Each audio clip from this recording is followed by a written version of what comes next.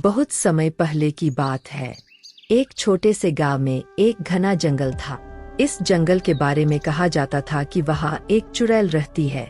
गांव के बड़े बूढ़े हमेशा इस बारे में बातें किया करते और बच्चों को चेतावनी देते थे कि रात को जंगल के पास भी न जाए।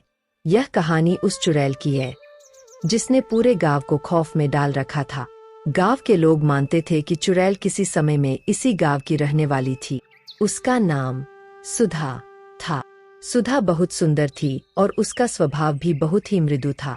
उसके पति का नाम राघव था, जो गांव का सबसे बहादुर आदमी माना जाता था। दोनों का विवाह पूरे गांव में चर्चा का विषय बना हुआ था।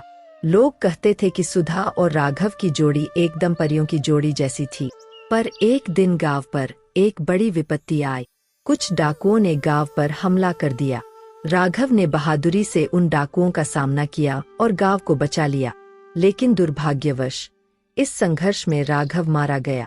सुधा के लिए यह बहुत बड़ा सदमा था। उसने रात दिन आंसू बहाए, पर राघव उसे कभी नहीं लौटा।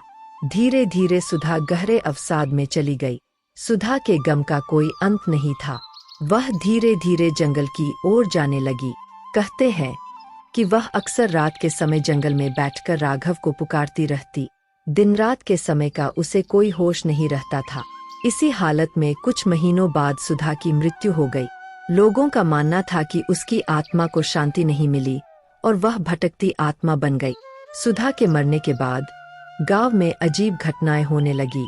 रात के समय लोगों को जंगल से किसी महिला के रोने की आवाजें सुनाई देती। कई बार लोगों ने देखा कि एक सफेद साड़ी पहने हुई महिला जंगल में टहल रही होती है। धीरे धीरे गांव के लोग उस महिला को चुड़ैल समझने लगे और उसे सुधा की आत्मा का नाम दे दिया।